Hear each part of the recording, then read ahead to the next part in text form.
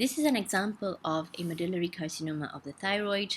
You can see immediately at this magnification that this is a well circumscribed tumor, but it is not fully encapsulated.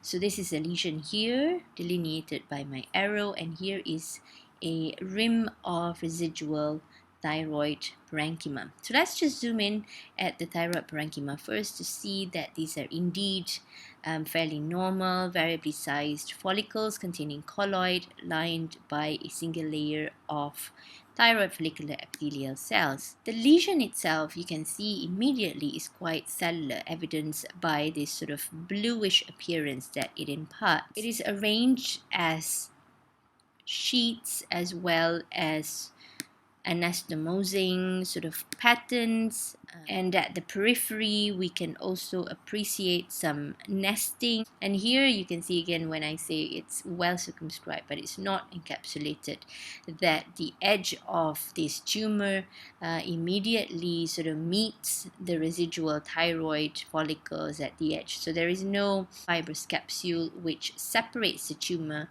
substance from the background thyroid parenchyma.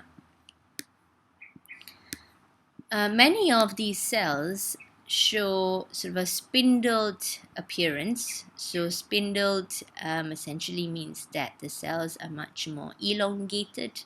So you see the nuclei are elongated rather than round, as you can see here, and they have this sort of streaming pattern towards them. If I can zoom in a little further, we can appreciate the nuclear features of these tumor cells. So they have this finely stippled, coarsely clumped chromatin, or sometimes what we call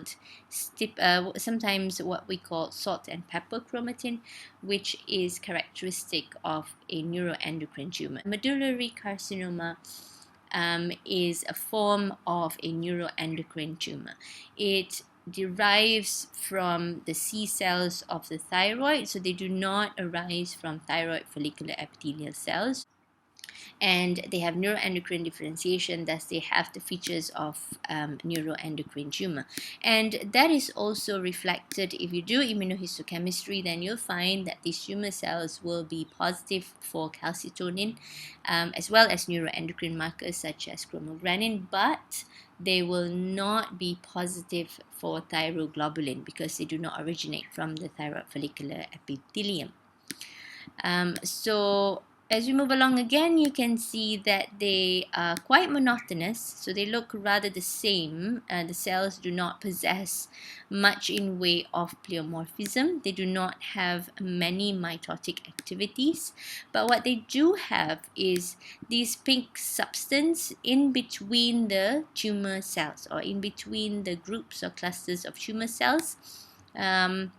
You can appreciate that there are many sort of blobs or deposits of this pink acellular material. Okay, so if I just zoom into any one of these foci, so again, so these are the eosinophilic substance which are deposited in association with this tumor, and this is amyloid. So amyloid is a characteristic finding associated with medullary thyroid carcinoma. These amyloid will be positive with the special stain Congo red. If you're ever in doubt, then you can do that. In fact, let's say if you get a biopsy of the thyroid, of a thyroid mass, for example, and you see amyloid in your biopsy, then you should exclude the presence of medullary thyroid carcinoma. So here I'm bringing you to a different field, just again to appreciate the nuclear features of this tumor. So you can see that there is this finely stippled chromatin pattern, and generally the nucleoli are not prominent. So that's the typical features of neuroendocrine differentiation. So medullary thyroid carcinoma can be both sporadic or familial.